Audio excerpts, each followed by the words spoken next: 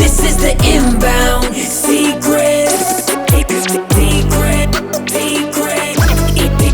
My name is Bryce, and I'm your host for The Inbound Secret, where we're talking with top performers and health experts and sales badasses alike about their strategies to optimize their well-being and performance. Once again, this is The Inbound Secret, and let's get rocking and rolling. This is the Inbound.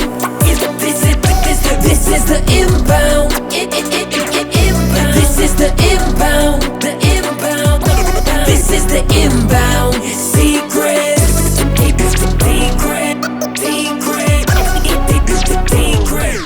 What is going on, everybody? Bryce here with the Inbound Secret and Funnel Driven LLC.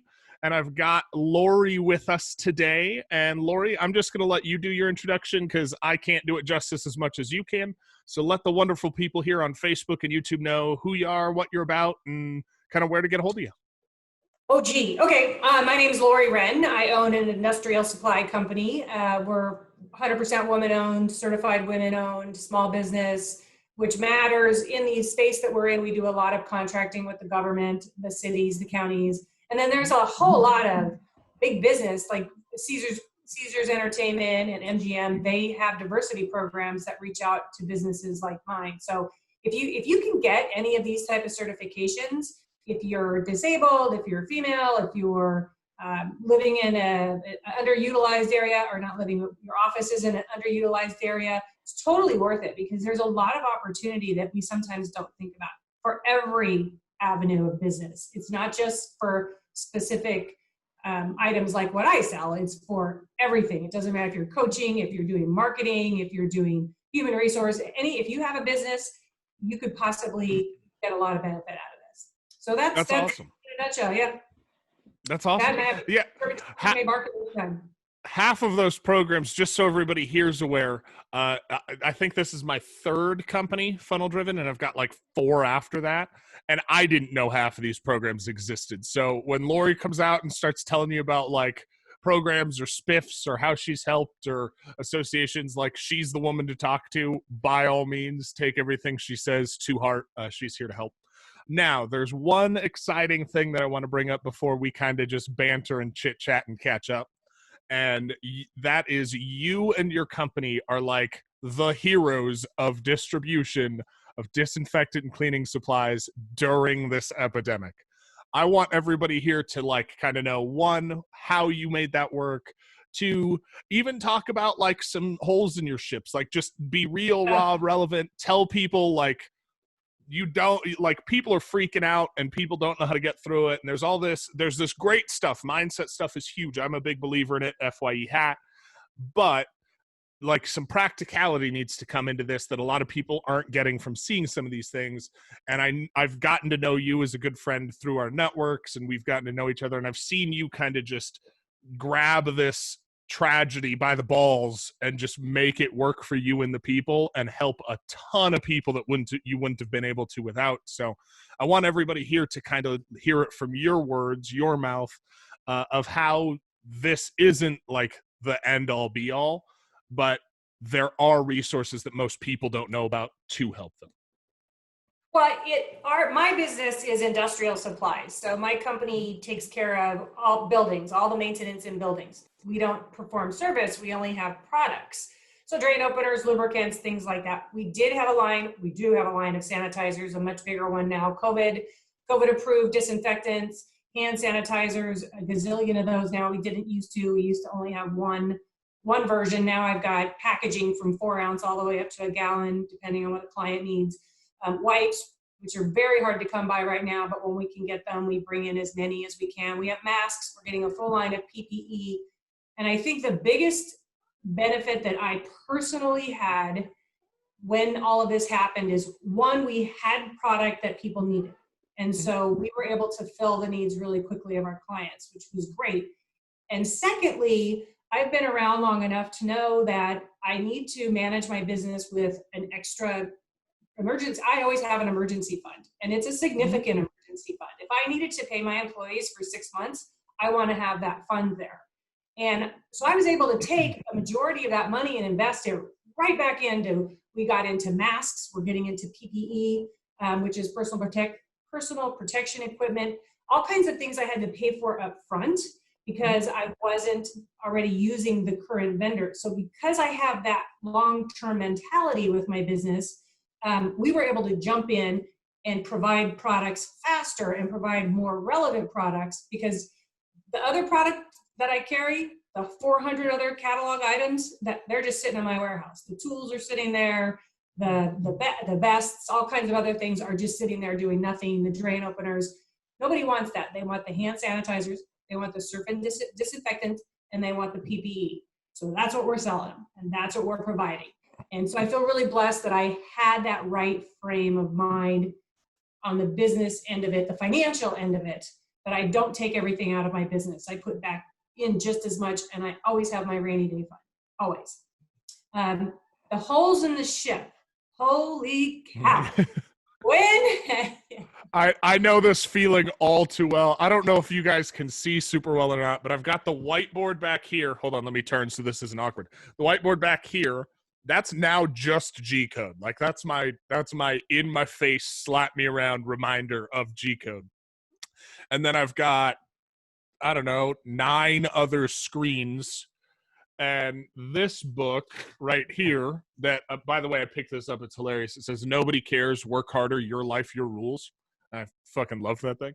But in here, I'm about a fifth of the way through like content and corrections and like patches for the holes in my quote unquote ship that I didn't know existed before COVID. And COVID comes and I'm like, oh shit, okay, let's fix this. So I've got about a fifth of it written down there and the rest is still being worked on. But out of everybody, you're the one. I remember watching a video that you and I think it was one of our executive calls. And I remember you talking about the holes that you discovered in your ship and what you were doing to take care of it. And I'm like, fuck, I've had like all of those. So you were a big influence on helping me fix these. And I appreciate you for that. And I know the people that are going to be watching this are going to appreciate it as well. Thanks, Bryce. I'm glad I was able to give you some inspiration. So there's nothing you can do about the holes right now except for take them in, learn as much as you possibly can, and have a plan for when we come out of this. Because what I have found is that you really see in these times of immense stress who people really are. And you need to remember that. Because when it goes back to fluff and easy again, and it will, it's always a, the wax and wane, it's always going to come up and down. It will get easier. And when it gets easier, the people you like, you have to remember how they acted under extreme pressure. It doesn't mean that they're bad people. It just means that they may not be the best employees in that position. I've actually had to make some changes in my company of key people who just can't do the job that they were in. And it's got, one, it has to do with me. At the end of the day, did I not train properly? Did I not set up the expectations? Where did I, as the owner, make any mistakes in educating, coaching, telling them our vision, or sharing our vision, where are we going? And then some people want to do a specific job. They really want to, but they can't. And that's totally okay. I've got a fabulous staff. And so we will work together and everyone will still have a position. It'll just be, let's find the right spot for that. A couple other things I'm grateful for is my mindset is better than it's ever been in my entire life. And without that mindset, I wouldn't be able to handle everything that's been going on. It's no fault of ours. We ordered a bunch of masks from China, of course, the KN95 and then the disposables. And they were delayed. I had like the US Navy on the phone with me. I had to think I'd go up like 3 or 4 levels of people talking to them, just being calm, listening to everybody being stressed and frustrated because they couldn't get the materials that they needed that we promised we could get. And we did what we were supposed to, and then customs got in the way. And then they get to the airport at LAX to be unloaded from the plane. And guess what? There's not enough workers because people aren't coming to work because they're afraid of COVID. So now planes are sitting on the tarmac for 5 and 6 and 7 days. And then you've got to get it to, so there's somewhere that takes it from the plane, and then it's got to go through customs, and then it's got to go to a freight forwarder who sends it to someone else. And getting one shipment from LA to the San Francisco area, which is where my office is, which is normally a day, took 7 days. And I was losing now I was calm, and in previous years, I probably would have lost my mind, but nothing I could do. All I could do was be patient, be kind to the people I was talking to on the phone, because it wasn't them either. We were all just doing the best we could. And I think that's my biggest takeaway through this is I'm learning as much as I can. I'm going to move forward better than I ever have. But me as a person and my mind are in such a good place to handle this type of stress. And if there's anything you can work on, and I do this daily, it's always the mindset. I start in the morning reflecting. I start putting my attention for the day. I write down my gratitudes. And I really focus on that. And when I'm having the freak out, because we all do, heck, nobody's perfect. And there are days when I wake up and I want to be the victim. And so I'll let myself wallow in my whatever I'm going through at that moment for however long I need to, but not longer than an hour. And then we got to get it back up and get going. And for me, that means I go for a walk, I exercise, do some push-ups, random weird stuff just to get my head out of my ass, so to speak, and then move forward and get into a better place. Awesome. Yeah, no, I agree with you on that. We don't get me wrong, like there have been moments that like shit hit the fan, and this isn't the first kind of epidemic. It's the first big one like this that I've experienced personally, but not the first one that their culture or country has by any means. Hopefully it will be the last, but we know it won't. That being said, like what you were just talking about, having that mindset that like no matter what gets thrown at you, you can remain calm and see a way through it. That's important, and it's something that I didn't always have either. And I think it was either right around the time that I joined executives or right before that really like sunk in. And I still remember it because in one of my last companies, like if I got hit with a chargeback fraud case that I had to fight to get my money back from Visa or Discover, whoever, like I would have just lost my mind. I would have freaked the fuck out. And I remember getting hit with one for like, it was like 40 grand or something. It was not a small amount of money. It was like 9 months worth of work for this client that he decided just one day, fuck it, gonna commit a felony. And granted, we won after all of it, and we've got a lawsuit for the time and weight and money and attorneys, and we're suing him for lost time and damages, etc. But we got our money back from, I think, the majority of them. There were a few that Amex, just for whatever reason, Someone just came to my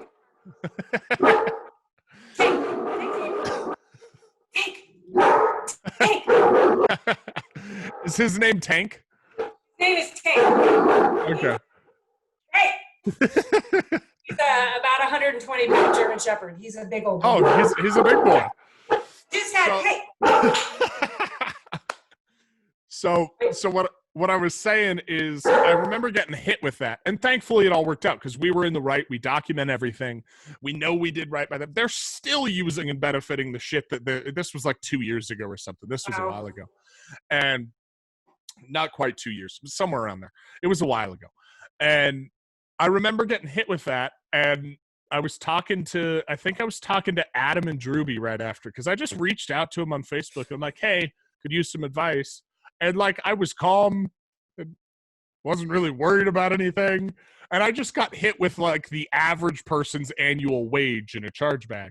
And I'm sitting there and I'm like, yeah, it's cool. I'll just make it back somewhere else. And like, I remember that because that was a big moment for me. It was a big moment for my mindset because I was like, I remember a month before that, I would have freaked the fuck out. Like I would have been flipping tables. Like it wouldn't have been a good day. And because of that mindset, just realizing that like shit happens, life goes on, and you can get through it. How can you help people get through it too? Was huge for me.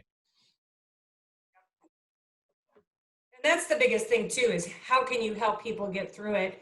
And I try to remind myself of that too, is I'm stressed out, but I'm so blessed in so many ways. And if I'm just patient and calm and listen, and if I need to talk to all of the clients that the company has, and because my sales reps can't handle the pressure, then I'm happy to do it because I am in a place where I can. I didn't used to be. And so let's play that forward and help out everybody else. And really what I found through this is our clients, when they've been frustrated with delays for whatever reason, the delay is, they just want someone to listen. They don't want, that's the biggest takeaway that I've been trying to push to my sales team is don't ignore your clients.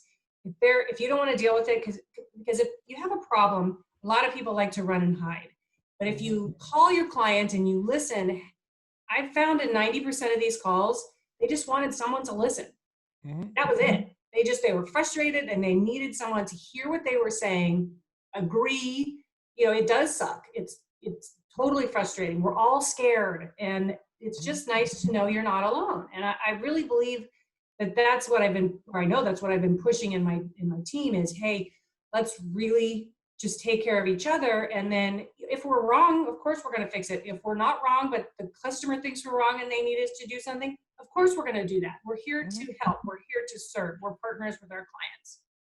And that's I love that because it hasn't always been that way with my companies. Don't get me wrong. There, like when we started the company I started as in 2017, the morals and ethics have never changed. It's always been customer centric, making sure that they're taken care of. We're here to serve them, but the operational procedures have changed drastically, and a lot of those have to do with here's a good example. Previously, it was we always assumed that the client was incorrect in their assumption. Because 99% of the time, that's what it boils down to is a miscommunication or a misunderstanding. But we always had that conversation. So whether it be me, my sales staff, et cetera, that's how that conversation was approached mentally. So we weren't listening to listen. We were listening to respond. And just shifting that to listen to just listen, because we're here to help, has made the world a difference, not only for us, but for our clients, because we're still providing the same great service, excellent product, the resource. Now the difference is now they feel they have a confidant and not just a company that they hired. And so I think that's really important to come through. And that's one of the biggest things that we've been pushing, and I've reached out to friends and family, you being one of them, and Danny and all of them, to implement small things that are my weak points personally, to make sure that the clients know they're appreciated. So we did a COVID relief program for onboarding. We did a COVID relief program that's still going on. We're still working out logistics for existing clients. We implemented a weekly check-in form through phone sites so that people can just reach out to us. We've started implementing doing handwritten thank yous. We've completely gone above and above, outside of our normal board of operations to bring these things in that are personally my weak points. But I think it's important to recognize that we all know as business owners and as professionals that we're all in this together with our clients and we're here to support each other. But our clients don't know that until we show them. That's exactly right. I feel like some people think that that we just see them as a paycheck. And quite frankly, there are a million companies out there and salespeople that's the truth. I mean, that they don't care about their clients. And those of us that really care about our clients, it does come through. And it comes through in just exactly everything you just said, in the ways that you're trying to help out and take care of people and help them with their business, or just be a sounding board. I mean, all of that makes such a big difference.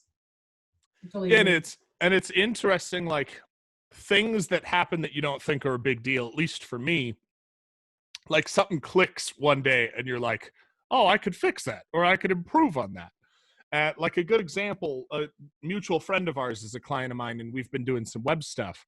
And we had to go back because we were wrong about our assessment on billables. So we had to go back and invoice again. And I hate that. I always hate that. And because of that instant, I spent I think just shy of 7 days, completely restructuring our billing program for that particular side, so that never has to happen again, regardless of the situation. So something that you don't even see as a problem, to somebody in a company that actually does care about their clients, makes you change something so that it doesn't have to continue. Exactly. And that's the best thing we can do, is just improve every day. Yep. So let's kind of flip script here for a second. We've talked about COVID. We've talked about your company. We heard a lot of borking. So I've got to ask, tell us about your doggo. My dog, his name is Tank. He's a 120-ish pound German Shepherd. He's awesome. He's 9. I used to have 2, and I lost one a couple years ago. I never could have kids, and so they were my kid replacements for the dogs. So when I talk about them like they're my kid, because they are my kid. I mean, I'd say it's embarrassing, but you know what? I've got so many other dog friends that I know I'm not alone, and I'm cool with it. I love those boys, and now the boy. Just own it. Yeah. Yeah, I'm surprised you haven't heard him yet, but I've got a cat named Tuxedo. That he's a great cat. I've had him for a while, but he's very talkative, very needy. I'm sure people watching this, you've heard meow in the background several times. That's Tux. It's always Tux. He's running around, romping around, meowing, talking, wanting attention. So I get it. I mean, I don't have children myself. I'm still young, so I still could. But I don't have the time for children personally right now. I'm trying to help change the world, not just change one little toddler's life right now. At some point that may happen. At some point it may not. Everybody's got their own decision there. So I can respect the animal thing. And you're young enough that you've got plenty of time. And you know what, not to be sexist, but you're a man, so you really can have them whenever you want to. Yeah, I mean, if we're calling a spade, yeah, it's genetically easier. Yeah. Yeah, it is. You don't really have like a timeline in which it's better for your body. I mean, unless I like throw out a hip or something, like that would cause some complications. Yeah. Well, you have a young wife, right? So she can take care of the baby and you. Ideally, that would be the situation. Yeah. No, I'm single as hell right now, so we don't have to worry about any of that. Which does give me a lot of freedom for like. There's always this conversation. We've gone completely off script, by the way, if you guys haven't noticed. It like there's this historical conversation of freedom when you're single versus freedom when you're in a relationship, and I don't think they have to be different. I just have noticed that they typically are. And so like right now, if I wanted to, I could go fight the disaster of travel situations and go travel somewhere if I absolutely wanted to. Whereas like in previous relationships, that would not have been an option. It just would have ended in like fights and just wouldn't have been worth it. But then again, that's why I'm single now. So that's why you're single, and you need the.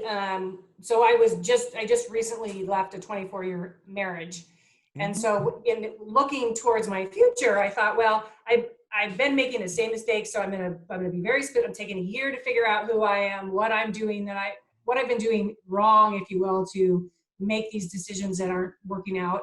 So how can I be who I want to be and be. If I'm looking for a specific type of relationship, how can I also give to that type of relationship? So I actually did a 7-page back, front and back, I think it's a 5x7 journal. It's not a 8.5 by 11 of the perfect mate. And then I read through it and I think, okay. You did your perfect spouse? I did my perfect spouse. Yeah. And awesome. I'm like, and I was very proud of myself because in a younger me, I'm sure it would have started with physical stuff. And in the mature version of me, it's 6.5 pages of the spiritual, the emotional, the able to communicate. And there are a couple paragraphs about what I'd ideally like someone to look like, but it made a big difference because now I know if I had someone in my life who would freak out, and I did, who would freak out when I did things for me, and it would cause fights, but I still stayed with it. I would never settle for that now, ever. Yeah. There's no reason. And now it's on paper. Like I wrote it down and I am going to refer to that. Now it's a thing. Yep, absolutely. I do not want to make the same mistake again. I want to be the person I'm looking for. I want to be a good compliment. So you can't just have this wish list and then be a jackass, right? You got to also look forward. Yeah, that's important because like everybody always talks, and I've been guilty of this before, but everybody always talks about like their ex, like everything in their past is insane, right? And like that's just the culture we live in. For whatever reason, that happens to be the general populace's idea. And like at one point I had that. And then I mean, I've seen counselors on a regular basis. I've seen therapists. I've done hundreds of thousands of dollars throughout my life worth of like personal development. masterminds, coaches, classes, digital products, etc. And it's all been hugely helpful. And to this day, I think the hardest thing that I've ever had to do was like self-reflect to the point where like you're fixing yourself. So you have that aha moment. And you're like, fuck, I was toxic. Like that's a shitty thing to realize. But it gives you like, it's kind of empowering because then when you start fixing those things, you start realizing that like, yeah, you could have this shopping list of what you want, but if you're not giving to it just as it's giving to you, one, it's never going to happen. And two, it's kind of a douche move if it does happen and you're just an asshat about it. You know? Totally. Yeah, and I completely agree with you. That's been I think the biggest takeaway. The last few years have been hugely transformative for me. Mm-hmm. Done a lot of personal development, same as you, spent a lot of money and time. And I'm so grateful for it. And I really realized, holy crapola. Here I am thinking, oh, it's them. And it's just as much me, baby. And so now I really, when I see myself triggered by anything, now the good thing is I've got that great mindset. And I'm talking business, I'm talking friendships, I'm talking neighbor. It don't matter. I step back and say, okay, what is it about the situation that is bothering me because I actually carry this and I may not have accepted it yet. Mm-hmm. And once you start to look at that stuff, it's like, holy crap. You know, it's really interesting. I think it's very interesting and fun and fascinating. Well, it's so weird because like, even when you get, like you start noticing things that you wouldn't notice previously, like say a friend or an employee or a partner, whoever, somebody you care about, like something seems off, like you notice it and then you notice how you react to it. And then you're like, wait, am I helping or am I hurting this situation? And then like you really do start recognizing patterns and things that you do. And I agree. I think it's intriguing. It's definitely an intriguing thing. Totally agree with you. It's super. I don't know how we got on this conversation. Who knows? Yeah, exactly. So while we're just flowing with the random conversation train, and while I'm waiting for food, I don't know if you noticed as looking down, I DoorDashed some food because I'm starving. And that being said, tell me about like what's new in the life of Lori. What's going on in your neck of the woods? Are the lockdowns done there? Like, fill me in. No, Texas is opening up. Yesterday our gyms opened, and so I'm going to go when we're off this call. I'm going to head on out to that because I didn't go yesterday. I was very busy. I have a good takeaway from the lockdown. I travel extensively for work. I've got employees all over the United States. Clients all over. I love to be with the clients. I love to go meet our clients, appreciate their business, see what we can do better, help with the team. So I literally am gone 2 to 3 weeks a month. It's nuts. And it's okay. Except for now I have been, and in September, I moved from California to Texas. And so I bought this new house and I haven't been in it very much. So now I've been in it and I've been forced to be in it since mid-March, and I may rethink my travel. I love my house. It's nice to sleep in the same bed every night. I mean, this random stuff that I didn't have an appreciation for because I like what I do. I like working. I'm enjoying what I do every day, but I'm liking being at home. So I'm gonna take a minute to think about that for more than a minute because that's been a good takeaway from the lockdown. I never would have stayed home for 8 weeks in a row. It's going to be probably 3 months before I get back on the road because I'm all over the place. I need to get back to New York. I had a big appointment in New York City right when all this happened, and I really need to get back to that meeting, but I think I'll wait. I'll wait just a few more months to go there. Talking about travel, I don't travel as much as you do, but I think I took 20 something trips last year. And so travel quite a bit, which is kind of odd because people ask me, why do you travel so much? Because I don't need to. I mean, theoretically, I could work from a bungalow in Uruguay as long as there was Wi-Fi and I had a laptop, right? Because my team's not just me. There's 115 total contractors just above that now that I have access to that work on exclusive projects for us. We sign them on exclusive 1099s. And so that gives my clients the access they need, gives me the access they need, gives the freedom that we need to be able to travel. But I travel because I like being around certain people. I like being around our clients. I like making sure they're taken care of. Now, that has not always worked in our favor. Sometimes I've lost my ass on, on travel to go see a client to make something happen. But in the end, it was good. I've had to cancel, I think, 3 or 4 trips since this started because I had like booked out flights and reservations, and then COVID came in. It was like, those are gone. So we've had to change those. Luckily, though, I hear that we're all supposed to meet in Texas the 1st of June. Oh, I can't wait. I'm excited about it. So I booked my reservations. Everything's all good. As long as COVID stays down and we don't have to worry about any more craziness, I will definitely be there because I miss seeing everybody. Good. But I think it'll be interesting I think it'll be good to see everybody and see how like things have gone for everybody. Because I know all of us have experienced the same stuff. Shit hit the fan. Shit happened. We had to fix shit. We had to take care of people. We had to make stuff happen. And I think and tell me if you agree on this or like your point, but I think my favorite thing that I was able to do during this, and it has to do with like helping people by actually helping people, was I didn't have to fire anybody. And in fact, I actually hired a couple people during this, but more importantly, I was still able to make payroll, still be able to take care of our clients.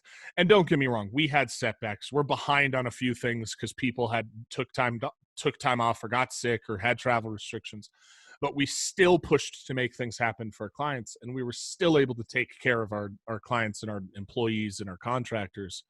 And to me, that meant a lot because while the world's going crazy, and unfortunately there are people out of work that are relying on stimulus in the government, and that's helpful and that's great that, I mean, something is there. I'm quite proud that I was able to still support my people during this epidemic. And you rightly so. I mean, that's absolutely huge that you were able to do that and add more people. That's great. Yeah, it's been good. I think it's my favorite part of this crazy tragedy because I saw like friends companies and associates that I had met or previous employers that are struggling. And while we didn't focus on bringing on really a ton of new clients, we really kind of focused on ourselves, making our processes better, streamlining things, making the experience better. We're still taking care of people. And I think that's important, especially in a situation where like people don't know if they are being taken care of or what's going to happen. I totally agree. And one thing you said, which is huge, is that you may not be taking on new clients or actively pursuing, but you're streamlining your processes so that when you come out on the other side, you've taken this time and you've been as productive as you could, one, in providing product for your current clients, and then two, preparing for a better product in the future. And that's one thing I've been working on too. I've been so busy providing products, I haven't worked on my internal structure as much, but it is something I am working on because I haven't never been home as much. So I have plenty of time in front of the laptop if I want to do it. Did you hear the word if I want to? It's always the if I want to. It has to be done. I don't want to, but it has to be done. That can be a dangerous statement, though, the if I want to. Yeah. Because I'll be honest, like yesterday, I worked lazy as shit. I still got everything that I needed done, and more so than I needed done. But I wasn't in here like with all the stuff and the light and the motivation and the power. Like I was chilling under a blanket on my couch, reclined back with like the TV on for background noise and a laptop in my lap. Like yesterday was a lazy work day and I feel great about it. But like I could have easily fallen off that bandwagon there and just like napped all day on the couch. Sometimes you need those days. And if you took a little nap in between the blankie and the laptop, that's okay. And the cat. Oh yeah, Tux doesn't let me nap a whole lot. No, like so. No, so like he's an attention whore. I'll be honest. So he comes out. Adorable cat, but he's a big cat. He's not a small one. So like when he wants attention, if he doesn't get attention, like he'll wake you up. Like he'll meow, he'll pat you in the face a little bit. He'll walk all over you. He'll meow. You'll wake up. He's not letting you sleep. It's he wants attention, so it's happening. Hey, cats are hilarious. I used to have 3 cats and the 2 big German Shepherds, and we had one cat that he would in the middle of the night, he would reach out with his claw and he'd get your vein on your hand, and he just like, so he would start, and you think, what the heck? And where do they think of, it's a cat. How do they think of these crazy ways to wake you up? Like just one little claw and then take it back and stare at you and just stare at you and stare at you, sitting on your chest or whatever they do. Yeah, I miss having a cat. Tux will, so like when I'm sleeping, if I'm just laying down, right? So I'm just laying down here. I typically sleep on my side.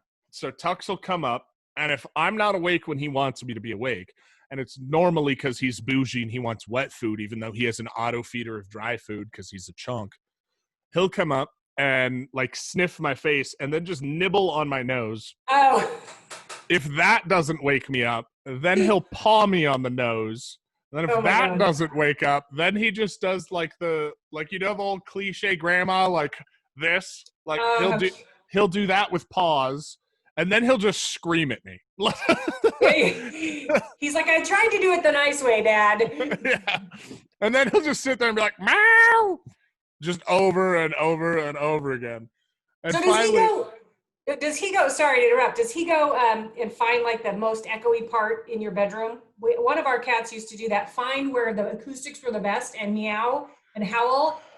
You were like, how do you know this is the spot? The correct answer to that is of the house. Not just of the room. Because like there'll be times where he's just chilling in the kitchen for whatever reason, just howling. Like we don't know what he's complaining about, but he's there. And then he doesn't like closed doors. So I don't let him in the garage. I don't let him outside. He's an indoor cat. And to get to the garage, you go through like the laundry room and you've got the double doors there. So if anybody goes in and out of that door at any point that he sees, he then complains that he wasn't part of that action at the door for easily an hour. For an hour, you're going to hear about it. That's funny. Yeah, he's a funny little guy. So we've talked about a little of everything today. We have. So let's wrap up because I know you're busy. I've got some stuff that I've got to handle too. And then we will be seeing each other, I think, in a couple weeks, hopefully. So let's tell like the public, the amazing people watching this, how they can get a hold of you if they have questions, if they want to join part in the women empowerment stuff you're doing, if they want to purchase product or they know somebody that needs some help from Proline. Give them all the deets. Okay, so the best way, you're always welcome to call my office, and that number is 1-800, I'm going to go slow, 263-9436. It's Proline Industrial, all one word.com. We've got all kinds of products. And if you want to get in touch with me, you can email me at Lori, Lori, at prolineindustrial.com. Besides the woman empowerment, if I can help you with the certified small business, because if you're not, you really should try to get these certifications. They're obnoxious as far as paperwork, but it does open a lot of doors that you wouldn't normally think of. And in this day and age, there's competition everywhere, and there's more and more because there's more and more people.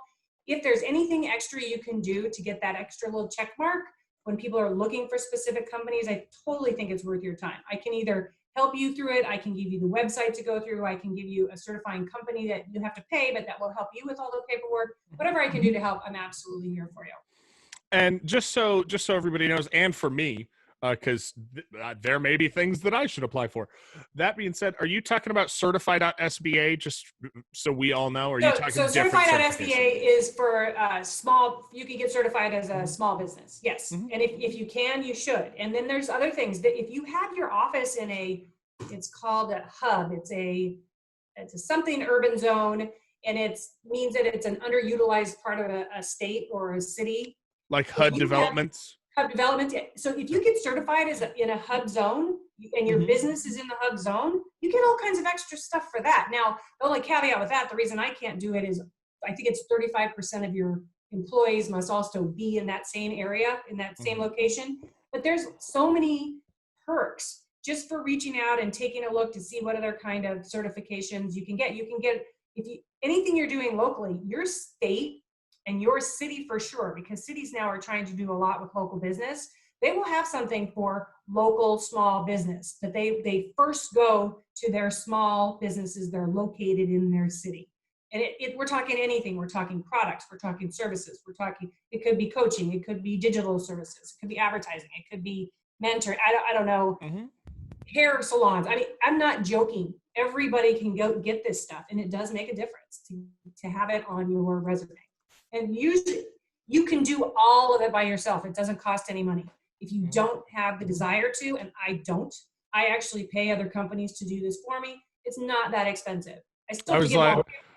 I was gonna say, I don't feel like I want to have to nitpick and put everything together. Like I will gladly take somebody's assistance on that. So because of that, I'm actually going to take you up on the offer on this recording. Do you mind Facebooking me some resources that I can take a look at? I will be happy to do that. Absolutely. I appreciate you. Yep, And then for no problem. everybody watching, you saw it firsthand. I'm taking advantage of it, so you should too. Hit up Lori. She's more than happy to help. Happy to help. Thank you for your time, Bryce. I appreciate being on your podcast. Thank you. This is the inbound secret. Secret.